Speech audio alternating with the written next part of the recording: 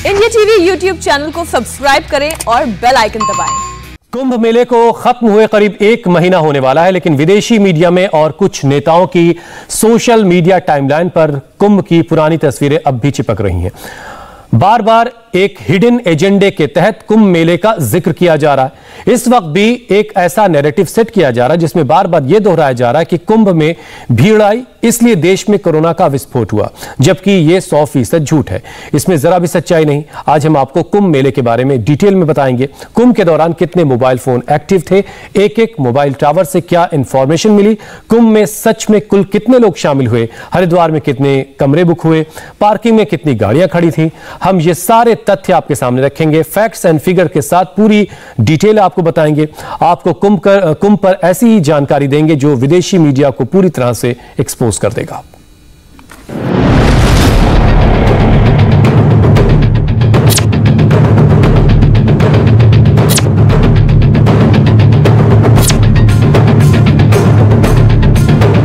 महाकुंभ को super spreader बताने वालों ने कितना झूठ बोला, कितनी भ्रामक बातें फैलाई। आज हम फैक्ट एंड फिगर्स के साथ इसकी पोल खोलेंगे। अब की बार कुंभ को कोरोना से जोड़कर जो जो अफवाह फैलाई गई उन सब का पर्दाफाश होगा। हम 1 नहीं 2 नहीं आपको 10 सबूत दिखाएंगे।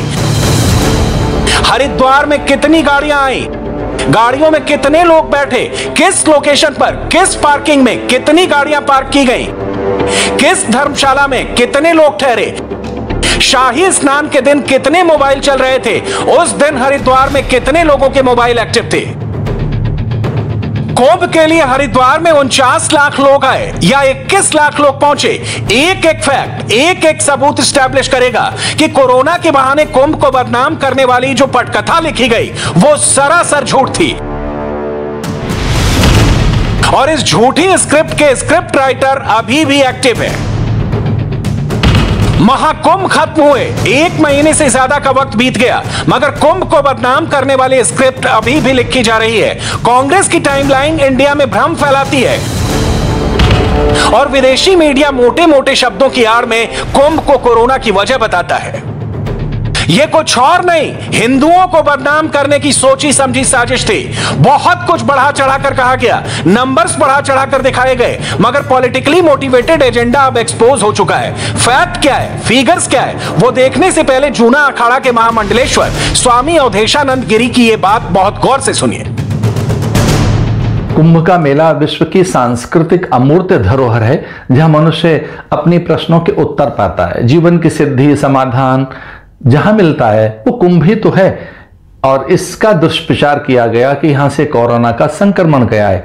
कुंभ के जितने स्नान हुए उनमें भारी भीड़ नहीं आई। मैंने अनेक कुंभ देखे हैं और वहां नरमुंडों के झुंड देखे हैं। इस प्रकार की भीड़ इस बार हरिद्वार में नहीं थी।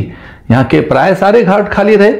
कुंभ का स्नान केवल हर की पैड़ी तक ही सीमित रहा और उसमें विशेषकर सन्यासी और कुछ भक्ति स्नान कर सके। होटल खाली रहे, धर्मशालाओं के भी कमरे बहुत से खाली थे। आश्रमों में भी उस प्रकार की भीड़ जिज्ञासु, मुमुक्षु, सत्य पिपासुओं की नहीं रही। यहाँ प्राय सन्नाटा सा था। हरिद्वार की किसी भी गली में जाएं तो चुप्पी सी सन्नाटा सा दिखता था। सरकार के कुछ आंकड़े जो ये बता रहे हैं कि भारी भीड़ आई, मुझे लगता है एक उत्साह के साथ आंकड़े गए और इन आंकड़ों के साथ मैं सहमत नहीं हूं। मैं कहना चाहूंगा कि कोरोना का संक्रमण अन्य प्रदेशों में अधिक था, हरिद्वार अथवा उत्तराखंड में वैसा संक्रमण नहीं था। इसलिए सत्यता की ओर जाएं, आंकड़े क्या कहते हैं उसके यथार्थ से आप परिचित हों और इस प्रकार का दुष्प्रचार, भ्रम और मिथ्या अथवा भ्रामक प्रचार बंद करें कि कुंभ से कोरोना गया है। आपने स्वामी अवधेशानंद गिरी की बातें सुनी। अब उस वक्त की हेडलाइंस पढ़िए। एक अखबार में छपा, धर्मशालाओं की क्षमता 1.25 लाख, ठहरे सिर्फ 21,000।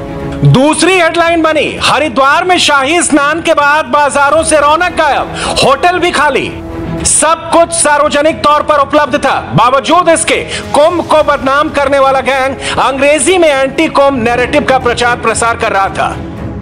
अब आपको एक एक करके फैक्ट्स की मदद से समझाते हैं कि कुंभ को लेकर जो भ्रम फैलाया गया उसके पीछे का सच क्या है। सबसे पहला कंफ्यूजन शुरुआती डेटा को लेकर फैला। मसलन शुरुआत में मेला प्रशासन ने दावा किया कि 10 अप्रैल को 30,691 श्रद्धालु पहुंचे, 11 अप्रैल को 1,50,886 श्रद्धालु, 12 अप्रैल को 31,23,000 श्रद्धालु, 13 अप्रैल को 4,56,712 श्रद्धालु, 14 अप्रैल को 13,51,631 श्रद्धालु, 21 अप्रैल को 82,581 श्रद्धालु, 25 अप्रैल को 3,025 और 27 अप्रैल को 25,104 श्रद्धालुओं ने स्नान किया।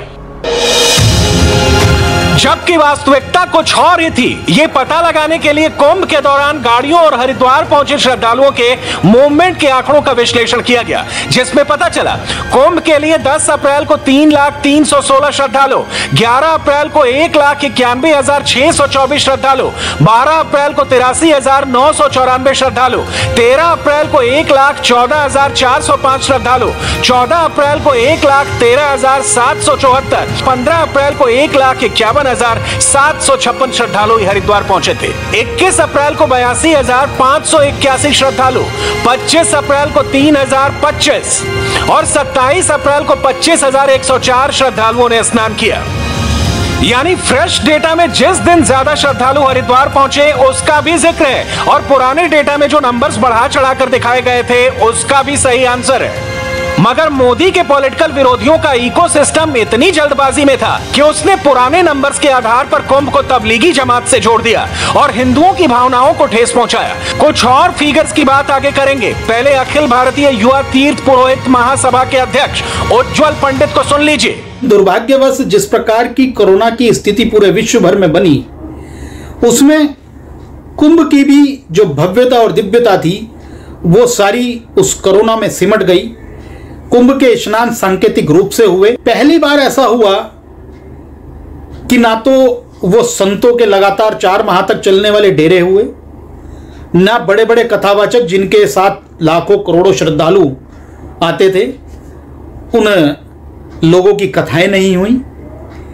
जो कुंभ के स्नान हुए वो एक सांकेतिक रूप से कुछ प्रमुख संतों ने, कुछ गिने चुने अखाड़ों ने स्नान किए। बाकी जितनी घाटों की व्यवस्थाएं प्रशासन द्वारा की गई थी वो सारे घाट जिस प्रकार से खाली पड़े रहे, सूने पड़े रहे, और उसके बावजूद देश के कुछ लोग, तथाकथित इसमें एक बड़ा मीडिया समूह और उसके साथ साथ एक बड़ा प्रोपेगेंडा चलाने वाले लोग, वो इस प्रकार का माहौल पैदा करके कि कुंभ के कारण कोरोना की स्थितियां बढ़ी हैं, वो निश्चित तौर पर इस सनातन परंपरावादियों के लिए एक बड़ा कुठाराघात है।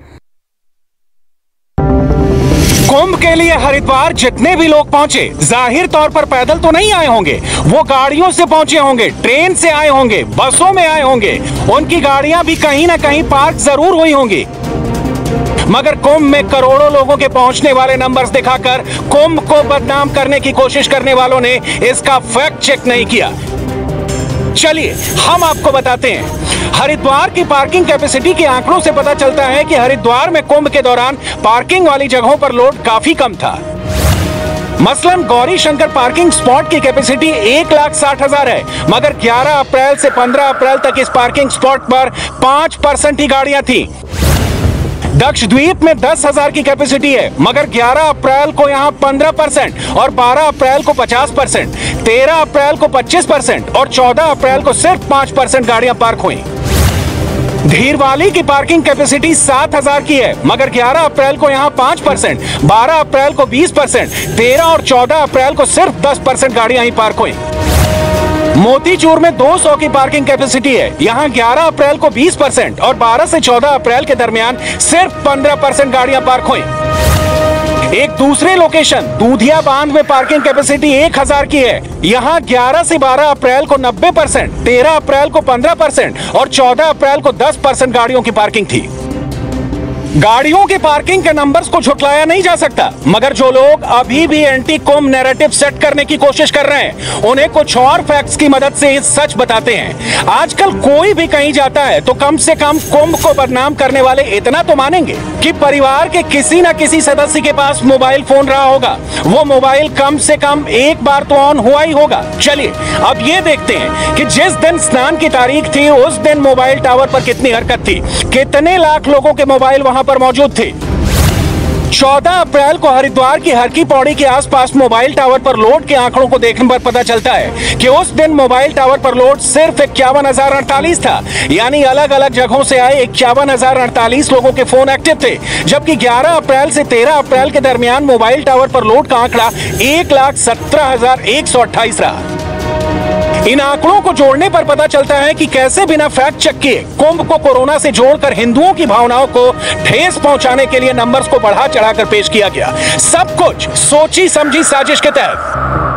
आप आंकड़े देख सकते हैं, जब कुंभ हरिद्वार में चल रहा था, उत्तराखंड में चल रहा था, तो उत्तराखंड से अलग महाराष्ट्र और दिल्ली और मध्य प्रदेश के अंदर कोरोना की जो आंकड़े थे वो भयावह थे और उत्तराखंड के अंदर एकदम नगण्य स्थितियां थी।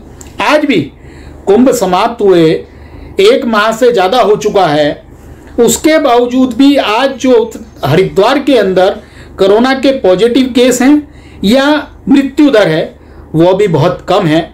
केवल और केवल ये कुछ लोगों द्वारा ये सब प्रोपेगेंडा, एक प्रस्तावित एक खेल रचा जा रहा है। हम पुरोहित लोग उस कुंभ की प्रत्यक्ष उदाहरण रहे, जो हमारे बही खातों में आने वाले श्रद्धालु अपने नाम दर्ज कराते हैं। आने वाले पवित्र संत लोग भी यहाँ आकर अपनी एक प्रकार से लिखत करवाते हैं कि वो कुंभ के अंदर स्नान करने आए थे। हमारी भी बहियाँ खाली पड़ी रही, व्यापारी खाली बैठे रहे, बाजार सूने पड़े रहे, हमारी गद्दियाँ सूनी पड़ी रही।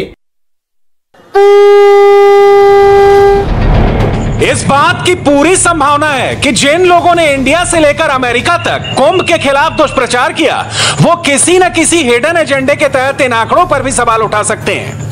मगर क्या ऐसे लोग हरिद्वार के स्थानीय अखबारों में छपे सच पर पर्दा डाल सकते हैं? कुंभ को बदनाम करके भारत को अंतर्राष्ट्रीय स्तर पर घेरने और अपमानित करने की जो कोशिश हुई, आज खुद हरिद्वार के लोग कैमरे पर उसका सच बताएंगे। ये हरिद्वार के वो लोग हैं जो अपना होटल चलाते हैं और इन्होंने कैमरे पर कहा है कुंभ के दौरान कैसे हरिद्वार के होटल्स में सन्नाटा पसरा था। कुंभ मेले में हम लोगों को उम्मीद थी कि श्रद्धालु आएंगे तो हमारा बिजनेस चलेगा। जिस प्रकार से हम देख रहे हैं 1.5-2 साल से कोविड के चलते हुए हमारे बिजनेस बहुत ज़्यादा डाउन हो गया है, तो सरकार से भी हमारी उम्मीद थी, उत्तराखंड की सरकार से, कि कुछ अच्छा करेगी, लेकिन ऐसा कुछ हुआ नहीं। श्रद्धालु भी नहीं आ पाए। अभी आपने एक शख्स का बयान सुना, वो साफ साफ कह रहा है कि इस बार श्रद्धालुओं की संख्या काफी कम थी। हम और भी बयान आपको सुनाएंगे, मगर उससे पहले कुछ नंबर्स देख लीजिए। होटल और धर्मशालाओं का डेट वाइज डेटा चेक करने पर पता चलता है कि 10 अप्रैल को होटल, धर्मशाला और दूसरी जगहों पर ठहरे श्रद्धालुओं की संख्या 72,000 थी। 11 अप्रैल को ये नंबर्स थे 96,000, 12 अप्रैल को 4,80,000, 13 अप्रैल को 1,03,652, 14 अप्रैल को 2,80,000 और 15 अप्रैल को 64,000 श्रद्धालु अलग अलग जगहों पर ठहरे थे। इन आंकड़ों से पता चलता है कि कुंभ कोरोना का सुपर स्प्रेडर नहीं था। बाकी आप इन होटल व्यवसायियों की बात ही सुन लीजिए, सब समझ जाएंगे। कुंभ मेले में जितनी उम्मीद होटल इंडस्ट्री को लगाई गई थी, लेकिन उतना नहीं हो पाया। और इस बार तो हमारे जो वर्कर हैं यहाँ पे उनका भी सैलरी नहीं निकल पा रही है। बिल्कुल ये समझो जहर खाने लायक भी नहीं रहे। कुंभ मेले में बहुत उम्मीद थी कि होटल इंडस्ट्री बहुत बढ़िया फायदा होगा, होटल वालों को बढ़िया इनकम होगी, लेकिन ऐसा कुछ नहीं रहा। एक का दुक्का रूम रहे हैं हमारे पास में, और आज भी यही स्थिति है कोरोना काल में। फिर उसके बाद में कुछ नहीं है, सब होटल डूबने के कगार पे है। नमस्ते, मैं हूं मीनाक्षी जोशी। वीडियो और खबरों से अपडेट रहने के लिए India TV YouTube channel subscribe करें, बेल आइकन दबाना ना भूलें। जुड़े रहें इंडिया टीवी के साथ।